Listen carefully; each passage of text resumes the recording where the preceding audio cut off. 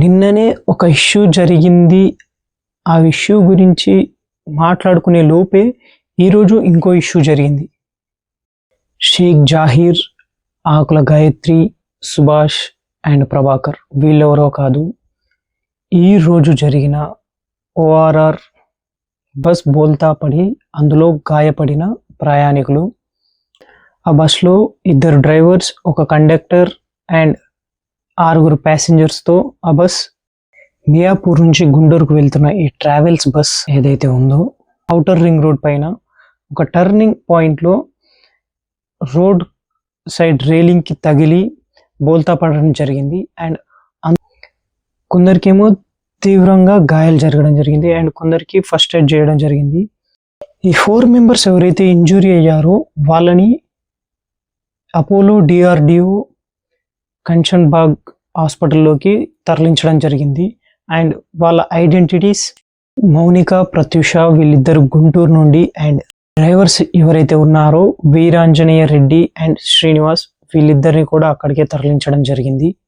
ఈ పొరపాటు దేనివల్ల జరిగిందంటారు? డ్రైవర్ యొక్క నిర్లక్ష్యమా లేదా బస్ యొక్క కండిషనా?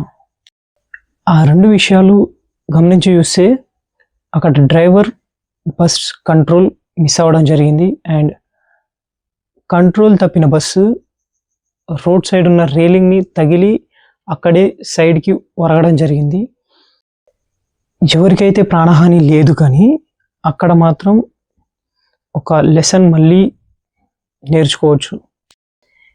నిన్ననే ఒక ఇష్యూ జరిగింది. ఆ ఇష్యూ గురించి మాట్లాడుకునే లోపే ఈరోజు ఇంకో ఇష్యూ జరిగింది. సేమ్ బస్, అది కూడా బస్ ట్రావెల్స్, అవి కూడా ప్రైవేట్ బస్ ట్రావెల్స్.